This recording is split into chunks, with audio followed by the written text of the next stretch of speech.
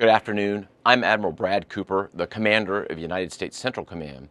In this capacity, I lead U.S. military forces in the Middle East.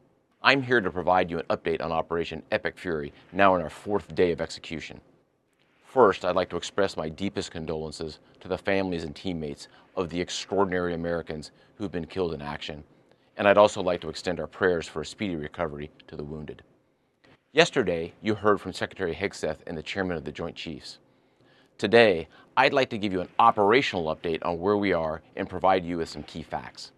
By order of the President of the United States and the Secretary of War, our military in the Middle East is undertaking an unprecedented operation to eliminate Iran's ability to threaten Americans, as they've been doing for nearly half a century.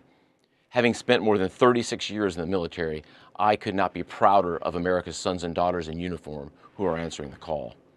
More than 50,000 troops, 200 fighters, 2 aircraft carriers, and bombers from the United States are participating in this operation, and more capability is on the way. These forces bring a massive amount of firepower, representing the largest buildup by the U.S. in the Middle East in a generation. In the opening hours of Operation Epic Fury, U.S. Central Command forces, together with Israel, delivered overwhelming and unprecedented strikes into Iran. Many of you may remember the shock and awe strikes of 2003. The first 24 hours of this operation were nearly double the scale, and we continue with 24/7 strikes into Iran from seabed to space and cyberspace.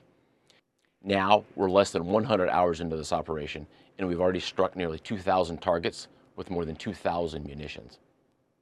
We have severely degraded Iran's air defenses and destroyed hundreds of Iran's ballistic missiles, launchers, and drones. And in simple terms, we're focused on shooting all the things that can shoot at us.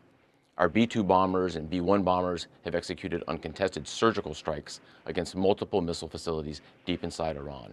And then just last night, a B-52 bomber force struck ballistic missile and command and control posts. We are also sinking the Iranian Navy, the entire Navy. Thus far, we've destroyed 17 Iranian ships, including the most operational Iranian submarine that now has a hole in its side.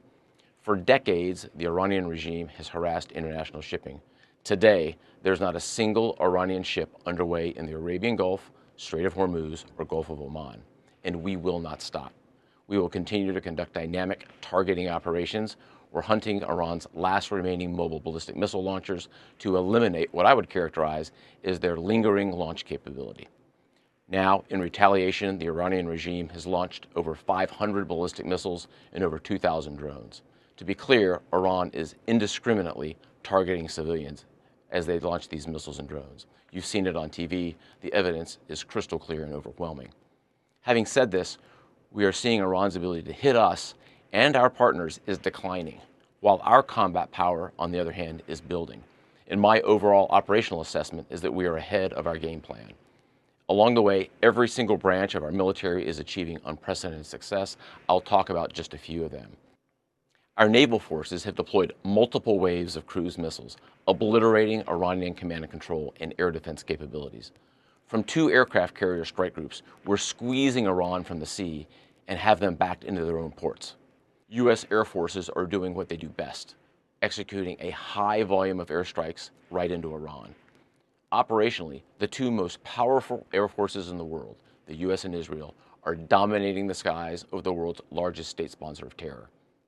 Our U.S. Army soldiers are defending ourselves and our partners, and in a historic first, the U.S. Army fired long-range precision strike missiles called PRISMs in combat, providing an unrivaled deep strike capability. Also, for the first time, U.S. Central Command's drone task force, called Task Force Scorpion Strike, launched countless one-way attack drones, achieving massive effects. I'd like to point out these drones were originally an Iranian design. We took them back to America, made them better, and fired them right back at Iran. I just could not be prouder of our men and women in uniform, leveraging innovation to create dilemmas for the enemy.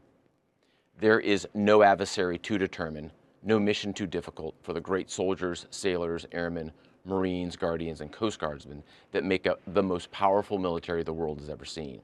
Our military objectives are crystal clear, and our people are executing an immensely complex and historic mission with relentless lethality, conviction, and professionalism. And we've just begun. but I have the utmost confidence that we, alongside our partners, will absolutely achieve our military objectives. To all our warriors, Godspeed. Thanks so much.